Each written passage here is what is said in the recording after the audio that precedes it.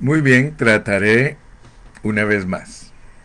A veces sucede esto que el sistema nos corta, pero oremos a Dios. Señor, te pedimos que por favor nos ayudes y que no te voy a pedir que reprendas los obstáculos, sino, Señor, quita los obstáculos que nos impiden a veces conectarnos con nuestros oyentes. Bueno, repito otra vez, vuelvo a refrescar lo que he estado hablando ahorita. Yo creo que como 3, 4 minutos se me fueron tratando de introducirme. Casi 6 minutos se me fueron tratando de introducirme, pero voy a volver a repetir lo mismo que dije. Tal vez ya no me sale con las mismas palabras, pero la esencia es la misma. Les decía que estamos estudiando las 42 generaciones que usó Dios para nacer aquí en la tierra como hombre, pero que nos debe de llamar la atención la forma que planificó Dios cómo nacer aquí en la tierra. Si ustedes ponen atención a Mateo capítulo 1, versículos del 1 al 17, ustedes se van a dar cuenta que Dios usó 42 generaciones para producir una mujer. Fíjese que está bonito, ¿verdad? Porque nosotros estudiamos el nacimiento del Señor Jesucristo. Y cuando hablamos de esas 42 generaciones, nosotros hablamos que Dios usó gente civil, gente de la realeza y también gente despreciable. Dios usó 42 generaciones de esas tres clases de personas para producir una mujer. Porque esto es lo que nos debe de sorprender del nacimiento de Jesús llamado el Cristo. Nos debe de sorprender que Dios preparó, o sea que tiene que ver mucho el semen, la simiente, o sea que venía esa línea de la familia de María, venía esa línea y era muy cuidadosa. Esa línea la cuidó mucho Dios, la blindó para que fueran personas que aunque tuvieran problemas de pecado y de maldad, se guardaran puras en sus familias, sin contaminaciones en sus familias, para que de ahí naciera María. Yo pienso que por eso el catolicismo le da mucha importancia a María, porque la realidad es esa, que las 42 generaciones son para producir a María una mujer, un vaso limpio, un vaso puro, para que Dios milagrosamente y misteriosamente depositara en el vientre de María la simiente. O sea que estamos hablando de una simiente celestial, de un semen celestial. Por eso es que podemos decir con toda autoridad que el nacimiento de Cristo es la unión de Dios con una humanidad de mujer, con una humanidad de mujer, porque allí la mujer es la importante. Y vuelvo a repetir, nosotros no somos los que le dan idolatría a María, pero sí respeto porque es un vaso limpio y puro que Dios usó para que naciera nuestro Señor Jesucristo. Entonces notemos pues que esto es maravilloso porque ninguno de nosotros va a poder entender a cabalidad la promesa y la bendición que Dios le hizo a Abraham si no entiende esto que le estoy hablando. Porque la promesa y la bendición que Dios le dio a Abraham era algo tremendo. La promesa le dijo que a través de su simiente, o sea que iba a tener una simiente física a Abraham, que era su hijo Isaac. Y Dios le dijo que a través de su simiente Isaac que iba a nacer Cristo. O sea que en esa línea iba a nacer Cristo, que es Dios hecho hombre. Pero luego le dijo que era para una bendición, o sea que la bendición era para que por medio del Evangelio toda familia en la tierra fuera bendecida. Pero si no ponemos atención a eso, hermano, nosotros siempre vamos a andar cortando ramas. O dicho en otras palabras, todo el tiempo vamos a andar dando manotazos al aire. Yo le explico a usted la palabra de Dios en la forma que Dios nos la revela, cómo está escrita en la palabra. Cómo está escrita. Es muy importante entender esto que yo le estoy diciendo a usted. Porque si usted no entiende todas esas 42 generaciones para que naciera una mujer en la cual Dios iba a depositar su simiente, para que de la mujer naciera Jesús llamado el Cristo, que es un misterio porque es Dios hecho hombre. Dios hecho hombre. Pero Dios no es hijo de ningún hombre. Él solo usa un vaso, que es la mujer, para depositar la simiente, y la simiente que nace, claro está, que ahí hay una combinación, ahí hay una mezcla. Dios se mezcló con los humanos. Usted sabe que desde el principio de la Biblia, Dios nos muestra que en la esfera espiritual hubieron ángeles caídos que se mezclaron con las mujeres y que produjeron hijos. Entonces, sí hay simiente, fíjate, esto es sorprendente. Sí hay simiente en la vida espiritual, en la vida angelical hay simiente. Sí se pueden producir hijos. Y eso yo no me voy a meter hoy profundamente porque van a creer que soy mormón. Pero no, hermano, mire, cuando usted estudia la Biblia, usted descubre misterios que la gente nunca ha entendido. Los ángeles caídos se mezclaron con las mujeres y les nacieron gigantes. Así está escrito en Génesis 6. Yo no estoy inventando nada, yo estoy hablando de la palabra bendita de Dios. Inclusive, la serpiente es la encarnación. Imagínese usted, es la encarnación de Satanás. O sea que en la esfera espiritual tuvo que haber información, tuvo que haber divulgación. O sea, usted solo póngase a pensar. Allá en la esfera espiritual, todos los seres espirituales entendieron que aquí en la tierra, con la hechura de Dios aquí en la tierra, iban a haber misterios. Porque ya entendimos que nosotros en nuestra vida espiritual somos criaturas, somos creación. Pues allí en la creación sucedieron tantas cosas, hermano.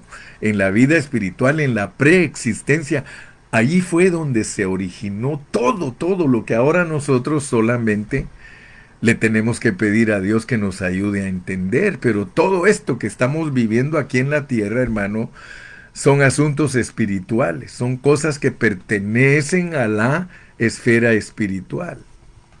Por eso le hablo de esto para que usted no se confunda, pues no especule. Dios mismo usó 42 generaciones para que naciera una mujer que Él iba a usar para depositar en ella su simiente y que de ella naciera Jesús, que es hombre, llamado el Cristo, que es Dios. Entonces es una mezcla. Jesucristo es un Dios hombre, De la mezcla de lo espiritual con lo humano nace algo que es divino humano. Por eso, gracias a Dios, que si usted entiende estas cosas, porque estas cosas no las enseñan los cristianos, tienen miedo de enseñarlas porque no las entienden. Pero yo le doy gracias a Dios, hermano, que nosotros podemos entender todas estas cosas porque nos hemos dedicado al estudio de la palabra. Yo me he dedicado a producir discípulos, no teólogos, no personas con diplomas en su pared. No, yo me he dedicado a producir discípulos que eventualmente llegan a ser maestros. Entonces, le estoy hablando de esto porque Dios le hizo esta promesa a Abraham. Le dijo que a través de Isaac, que es la simiente de él, que iba a nacer Cristo, que es la simiente de Dios. ¿Me entiende? Y la bendición era que toda la gente iba a poder disfrutar a esa simiente como mezcla. Óigame esto pues, como mezcla. Nosotros somos una mezcla. Si usted ya entendió Efesios 2:10, que usted fue creado en Cristo Jesús y que Cristo es corporativo, entonces usted va a entender que Dios produjo algo maravilloso. Dios produjo a su iglesia. O sea que la iglesia de Cristo es una mujer. En la vida espiritual hay una mujer que da a luz también a un ser divino. Noten eso, es que vuelvo a repetirle, póngame muchísima atención, por favor, porque si no, nunca se va a ubicar, nunca dominará estos temas. Tal como María dio a luz físicamente a Cristo, de la misma manera, la mujer espiritual, la mujer que fue creada juntamente con Cristo, allá en la esfera espiritual, tiene que dar a luz a Cristo. Nosotros tenemos un llamado celestial. Nosotros tenemos que ser la mujer que da a luz a un Cristo espiritual, a un Cristo que se identifica totalmente con nosotros en resurrección, porque solo en resurrección es que Cristo vuelve a su estado primigenio. Y estoy hablando de todo esto porque, hermano, usted no va a entender la promesa y la bendición si yo no le explico detalladamente estas cosas. Dice Maribel Mosqueda, amén. De ahora en adelante a nadie conocemos según la carne. Y aun si conocimos a Cristo según la carne, ya no lo conocemos así. Pero noten pues cómo Dios tiene arreglo divino, cómo este plan, hermano, que nos revela su venida aquí a la tierra. Pero pongamos atención porque la promesa con bendición es para que nosotros entendamos que es recibir a Dios dentro de nosotros. Recibir a Dios dentro de nosotros. Vamos a irlo desgranando poco a poco. Vamos a irla barajeando bien. ¿Cómo es que Dios en nosotros se vuelve una bendición? Porque así le prometió a Abraham. Mira, Abraham, yo te voy a bendecir. ¿Y cuál va a ser la bendición? Que tu simiente va a servir para que todas las familias de la tierra me posean a mí dentro de ellos. El plan está delineado en la esfera espiritual.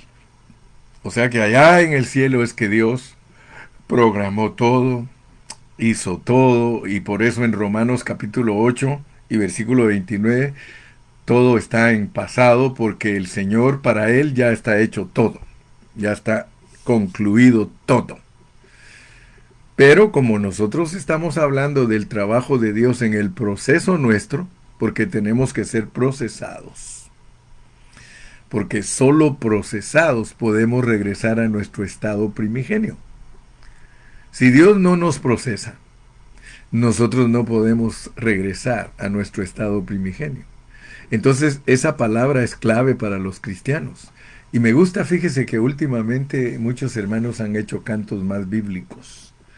Porque hay un canto que habla del desierto y que en el proceso, yo viviré en el proceso, porque ya entendimos que la vida cristiana está tipificada como una peregrinación, como un viaje. De hecho, nosotros estamos estudiando todavía las 42 jornadas, porque son una sombra del viaje nuestro para tomar la tierra prometida. Entonces quiero que por favor vea que la bendición es que en ti serán benditas todas las naciones. Hoy día todas las naciones tienen gente con la bendición de Abraham, que fue una promesa. La bendición es que ese Dios precioso se procesó, porque la promesa dijimos que es el Espíritu. La promesa es el Espíritu. Y la bendición es que la tengan todas las naciones. Y les decía en otros mensajes anteriores que tenemos que estudiar bien porque el Espíritu Santo tiene dos aspectos. Dios como el Espíritu, porque a Él hay que conocerlo como Padre, como Hijo y como Espíritu, pero no para saber doctrina, por favor. Mire, es que a mí me frustran muchos cristianos, porque muchos cristianos están peleando por doctrinas.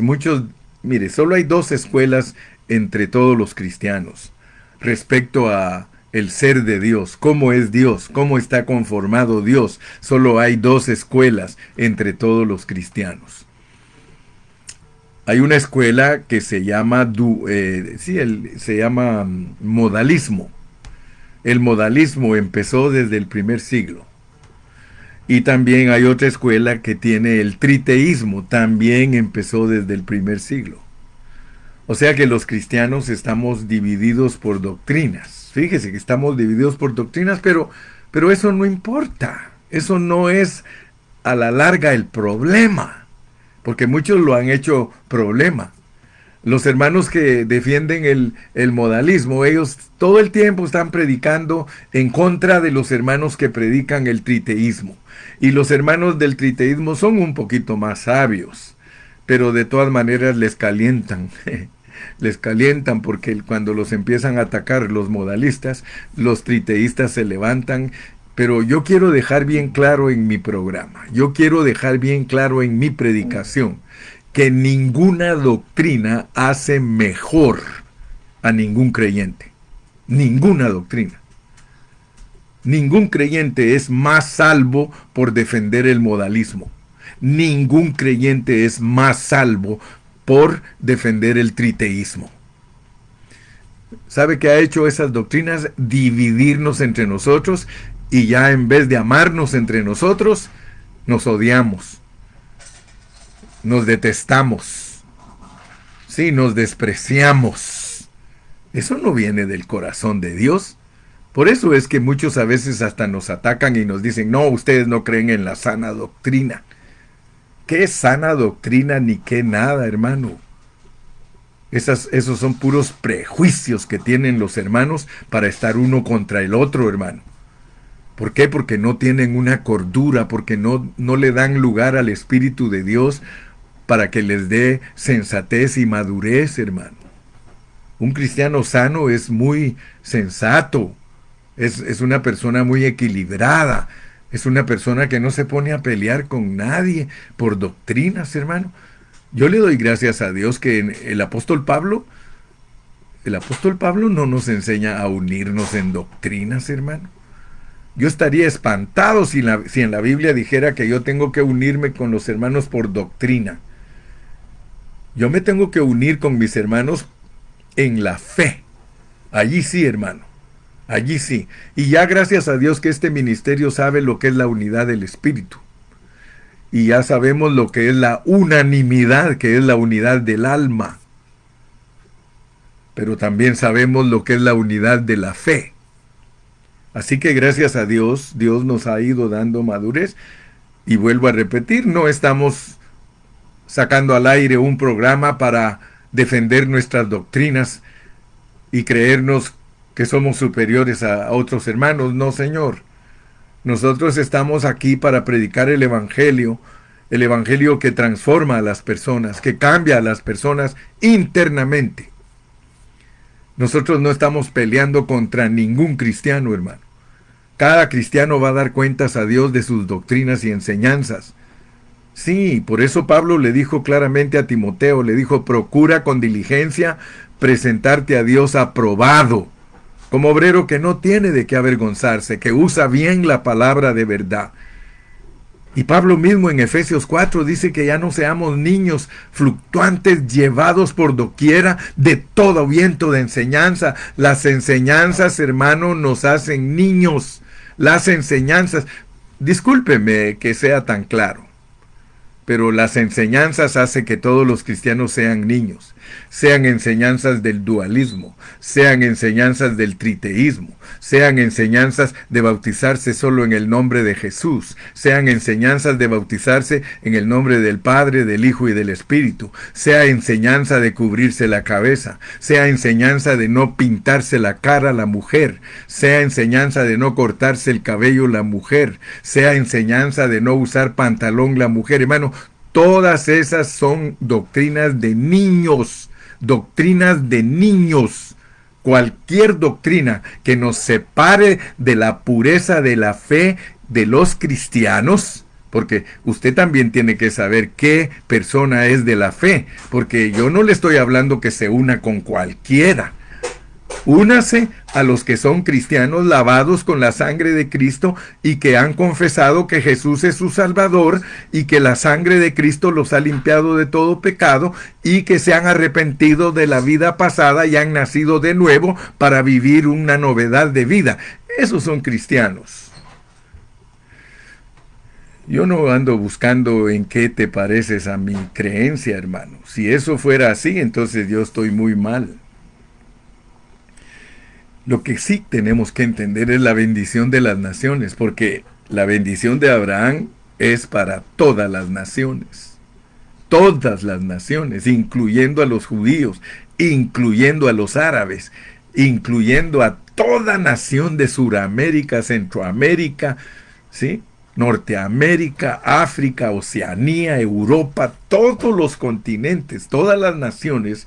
La promesa de Abraham era para bendecirlos a ellos. Ese es el río que sale desde allá de Génesis y que se divide en 4 brazos porque cubre el mundo entero. El río representa a Dios como el Espíritu y ese río riega toda la tierra, hermano. 4 brazos, 4 es la criatura. Todas las personas que se arrepienten y se identifican con Cristo es para que Él entre en ellos como la corriente divina del río, como el aceite que llena la lámpara y la vasija, hermano. Así que gracias a Dios que estamos muy claros en todo esto. Pero note, porque en el proceso, en el trabajo de Dios, nosotros tenemos que entender que aquí en el versículo 14, ahí el 14 de Gálatas 3:14 dice, para que en Cristo Jesús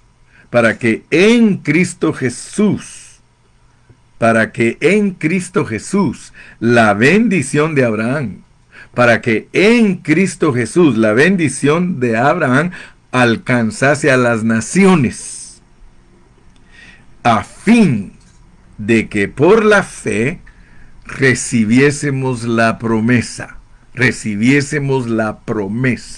Ayer le dije que hay promesa del Padre y hay promesa del Hijo, pero es la misma promesa.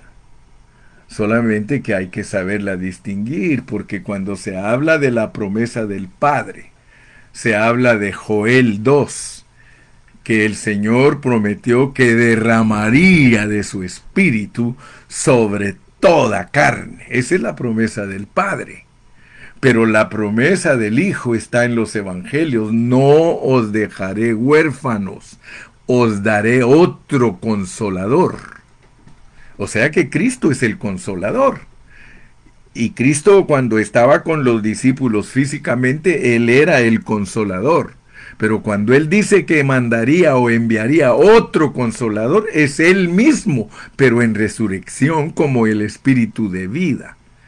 Entonces vuelvo a repetir, y esto es básico, entiéndalo bien, que todo el proceso de Dios a través de esas 42 generaciones es para presentarse como un producto terminado. Cristo en el pesebre no es un producto terminado.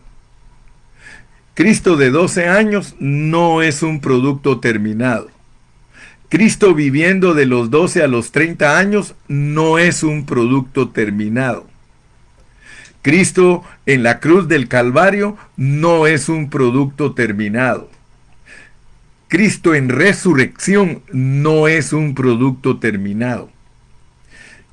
Cristo elevado al trono no es un producto terminado.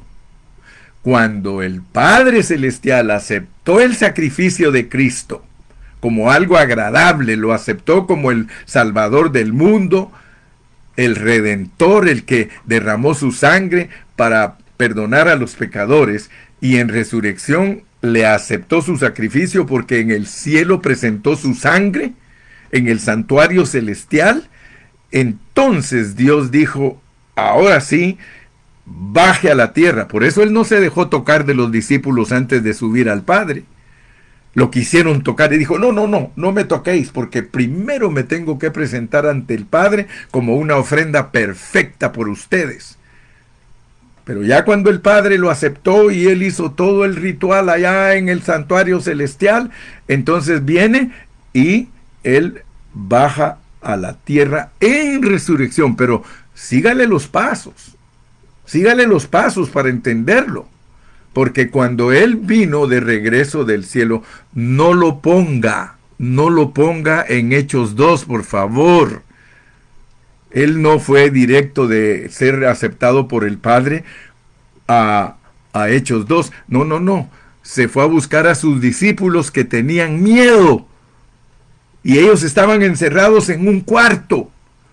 Y dice la Biblia que él traspasó las paredes. Pero es muy significativo que usted entienda eso, porque eso tiene, valga la redundancia, tiene un significado. El hecho que él traspasara las paredes de un cuarto para entrar al cuarto donde estaban los discípulos, eso significa que él iba a entrar en las cosas físicas. Adquirió el poder en resurrección de entrar en las cosas físicas. Entonces buscó a los 11 discípulos que estaban ahí reunidos. Iba a entrar en ellos, así como entró a través de las paredes del cuarto, ahora iba a seguir más profundo, iba a entrar en 11. Por favor, esto es básico. Esto, hermano, el cristiano que no lo entiende, jamás podrá disfrutar de la riqueza de la revelación divina. Entonces él se metió en ellos soplándose y les dijo, recibid del Espíritu Santo. Fíjese que no los atravesó a ellos como atravesó la pared, pero muy significativo, porque les estaba mostrando que en resurrección él puede penetrar en un edificio, puede penetrar en su iglesia.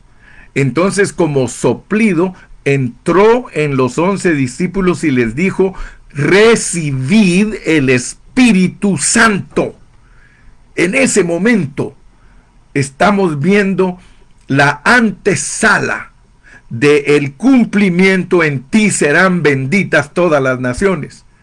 Porque allí se inicia, hermano, allí se inicia la forma de cómo Dios viene a morar en nosotros. Entonces, primero, antes de que Él se derrame en el día de Pentecostés, primero Él tiene que entrar en nosotros.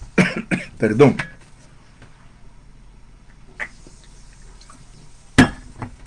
Esto no lo enseñan muchos. Ellos le hacen énfasis al Pentecostés, pero el Pentecostés, discúlpeme, es el segundo aspecto del Espíritu Santo. El primer aspecto es que Cristo entre en nosotros como vida. El segundo aspecto es que Él se derrame sobre nosotros como poder. ¿Qué cree usted que vale más? Hablando sinceramente, ¿qué cree usted que vale más? ¿Qué es más valioso para un cristiano? ¿Que Dios esté adentro de él o que esté sobre él? Hermano, la bendición que Dios le dio a Abraham por medio de la promesa era que le daría el Espíritu Santo a las naciones. Eso no se predica, hermano. Se predica de todo menos la verdad. Yo le pido a Dios que me ayude a mantenerme en la verdad, hermano, porque la verdad es la única que nos libera. Entonces, es más importante que Dios esté dentro de ti, porque esa es la vida de Dios para dirigirte. El otro es complemento. El otro es vete al aposento y espera hasta que te llenen de poder para ir a predicar. ¿Por qué cree usted que los discípulos cuando se fueron al aposento alto ya no pelearon? Ellos se mantenían peleando, discutiendo quién es mayor. Pero cuando ya Dios estaba dentro de ellos, todos calladitos, a esperar al aposento alto hasta que viniera el poder. Y gracias a Dios que vino el poder. Y cuando vino el poder sobre esos 120, vino como lengüitas de fuego. ¿Por qué? Porque era una señal de que el trabajo de Dios se había completado, que había sido recibido en el trono con satisfacción, por lo tanto ahora estaba sobre los discípulos como una autoridad. ¿Se da cuenta?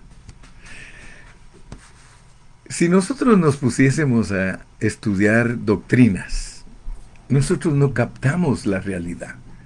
Esto que yo te he declarado ahorita en estos últimos minutos, esa es la realidad de Dios dentro de ti.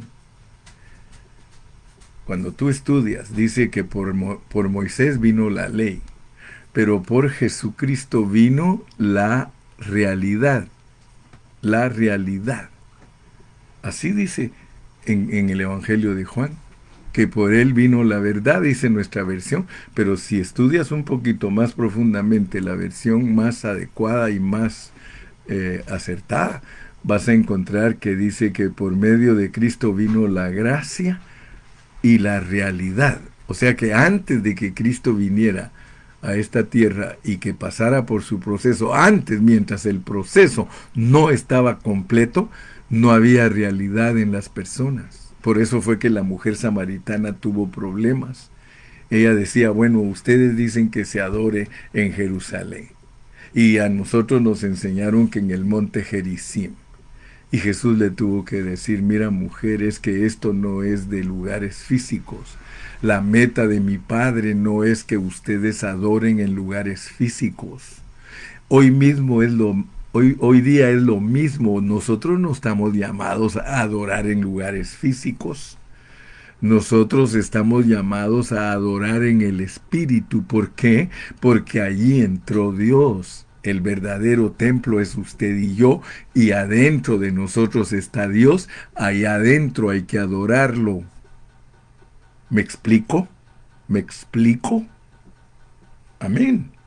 Entonces, yo no quiero que usted a través de mí aprenda doctrina, no, mi hermano. Yo quiero que usted aprenda vida. Yo quiero que usted sea un cristiano práctico, un cristiano que entiende todas estas cosas, porque entonces no va a andar peleando con los demás cristianos, sino que se va a identificar como un siervo de Dios que tiene a Cristo en su corazón. Fíjese que si los modalistas entendieran la realidad de Cristo como el Espíritu, no anduvieran discutiendo, sino que le enseñarían a la gente. Porque el contexto del versículo 14 indica que el Espíritu es la bendición de Dios prometida a Abraham para todas las naciones, y la cual es recibida por todos los creyentes de las naciones por la fe en Cristo. Todo el que tiene la fe en Cristo, todo el que le cree a Dios, todo lo de Cristo, el Espíritu Santo hace de esa persona su hogar. Fíjese que este Espíritu está tipificado en Éxodo. Si usted estudia cuidadosamente Éxodo capítulo 30, usted se va a dar cuenta que ahí está el aceite de la unción. El aceite de la unción. Y cuando uno estudia, hermano, esa palabra gloriosa del aceite de la unción, ahorita no les voy a dar detalles porque más adelante cuando estudiemos el Espíritu, Estamos estudiando el Padre Celestial, luego vamos a estudiar al Hijo y después vamos a estudiar al Espíritu. Por eso ahorita solo se lo doy a vuelo de pájaro, a vuelo de pájaro. Si usted estudia cuidadosamente lo que es el Espíritu, usted va a encontrar en la tipología, en Éxodo capítulo 30. Vamos ahí, vamos a Éxodo 30 para que usted vea que Dios en el Antiguo Testamento presenta toda la enseñanza en tipos y en sombras para que nosotros podamos entender. Aquí en Éxodo capítulo 30, usted puede darse cuenta en el versículo 22 en adelante, para entender cómo es Dios como un producto terminado. Fíjese, habló más Jehová a Moisés diciendo: tomarás especias finas de mirra excelente, 500 ciclos. Usted ya sabe que el número 5 en la Biblia significa la criatura que tiene a Dios. Número 5, criatura con Dios. Es importante. Y cuando se nos habla de mirra, como le dije, más adelante le voy a dar el significado de cada una de estas especies para que usted entienda que el aceite de la unción es una tipología para entender el proceso de Dios.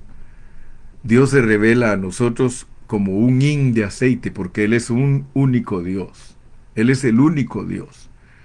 Y Él se revela con 500 ciclos de canela, primero dice de mirra, excelente, 500 ciclos. Ya le dije que la mirra, vamos a estudiar lo que es. Luego dice, y de canela aromática, la mitad. Vamos a estudiar también lo que es la canela, porque son aspectos de Dios en tipología. Pero usted va a ver aquí el proceso de Dios. Por eso le dije, yo no estoy defendiendo una doctrina de triteísmo, ni mucho menos una de modalismo. Yo estoy interpretando la palabra de Dios en la forma que Dios la escribió, para enseñarnos cómo es Dios en su conformación y cómo es Dios en su ser. Usted tiene que entender tipología. Y Él se revela entonces como 500 de mirra, y como 250 de canela y 250 de cálamo. ¿Por qué parte la segunda unidad? ¿Por qué la parte en la mitad? Porque 250 y 250 son 500. Yo quiero que usted vea cuán significativo es esto. Porque Dios, en la persona del Hijo, Él fue partido. Así lo dice el profeta. Él fue partido. Él fue cortado de su vida, lo partieron en dos. Así que la segunda etapa de Dios, o yo no sé cómo le quiere llamar para no confundirse, la primera etapa de Dios está representada por la mirra, 500. La segunda etapa de Dios está representada por 250 y 250. 250 de canela aromática y 250 de cálamo, mostrando con toda claridad que el Hijo murió en la cruz y resucitó. Y luego dice, y de casia, versículo 24, 500, según el ciclo del santuario, y de aceite de olivas, un hin, porque esas tres unidades de 500, 250, 250, 500 y 500, eso nos muestra el proceso de Dios para venir a ser el Espíritu que entró en los creyentes y se derramó sobre los creyentes. ¿Se da cuenta cómo la Biblia es consistente? Y la Biblia nos enseña con toda autoridad y claridad lo que es el proceso de Dios. Esto, hermano, esto no es doctrina de triteísmo. Esta es una enseñanza acerca de la forma bíblica que Dios se procesa para entrar en los creyentes, porque todos los teólogos están de acuerdo que el aceite es el Espíritu Santo. Entonces Dios como aceite entra en el creyente, y ya vimos que como aceite Él llena la lámpara y también puede llenar la vasija. Dicho en otras palabras, Dios como aceite, como espíritu procesado y producto terminado, entra en los creyentes. Gloria a Dios. Gloria a Dios. Y luego mire lo que dice el versículo 26, porque es para ungir. El Espíritu es para ungir, por eso la Biblia lo identifica como la unción. Es para ungir el tabernáculo. Dígame usted si la iglesia, si el tabernáculo no es tipo de la iglesia. Es para ungir a la iglesia el arca del testimonio. Ya cuando estudiamos Levítico estuvimos estudiando todo esto, y cuando estudiamos Números también yo lo repetí todo esto, porque todo el tabernáculo sobresale en Números como algo que Dios unge. Amén. Y luego todos los servicios que se llevan a cabo en la iglesia reciben la unción de Dios. Así que yo creo en esta mañana, mi distinguido amigo y mi distinguido hermano, que es muy importante entender la promesa y la bendición. Pero la bendición es el Espíritu Santo. La bendición es que Dios se iba a mezclar con nosotros y que ahora nosotros somos parte de esa mezcla de Cristo con el hombre. Esa mezcla que a través de las 42 generaciones se puede entender. Te invito, seguimos el día viernes si Dios quiere. Mientras tanto, recuérdate siempre, Cristo en nosotros, la esperanza de gloria. Despídete, danos un saludito ahí. Ya sabes que tenemos que seguir estudiando, hay que estudiar mucho más. Vicky Manjarres, gracias hermana Vicky, porque está bien metida en el estudio. Otro hermano que nos despida, si no has compartido tu página, compártela. Fíjate que tengo aquí 54 que me están viendo y solo 11 compartieron. Significa que siempre se emocionan y se les olvida compartir. Comparte tu página con tus amigos, con tus hermanos. Hazlo ahorita antes de que yo corte para que se vaya el mensaje directo. Comparte. Ahí va subiendo ya ahorita ya me hicieron caso. Pero se dan cuenta que por años de años les predico y les digo, comparte tu página, compártela. Se te olvida, compártela. La única manera que vamos a tener buenos discípulos bien enseñados en la palabra es si tú compartes. Humildemente te lo pido, comparte. Si tú eres bendecido con las enseñanzas, comparte. Mándale a tus amigos, dile, mira, ¿por qué no escuchas a este pelón? A ver si te convence. Dios te bendiga, Dios te guarde. Gracias porque eres humilde, ya subió al doble. Desde que les dije que compartieran, ya subió al doble. Ya mi hermana Ramoncita dice, compartido. Que Dios os bendiga a todos. ¿Verdad, Marisol, que a ti también se te olvida? Hasta ahorita lo compartiste. A todos me los agarro en curva, mire. Hasta que yo les suplico que compartan, empiezan a compartir, como que se les olvida, o se emocionan desde que empiezan a oír la palabra. Toño, ya compartiste. Alejandra, sí, Alejandra siempre me pone compartido. Belén de la Torre, hasta ahorita compartiste, Belén. Sí, amén. Jorge Chiriboga, ¿por qué no compartes la página? No veo que diga, o ya lo pusiste. Gloria dice, muchas gracias, mi hermano pastor. Comparta, hermana Gloria, comparta su página. Este es el momento de compartir. Hasta el viernes. Bye, bye. Bye, bye.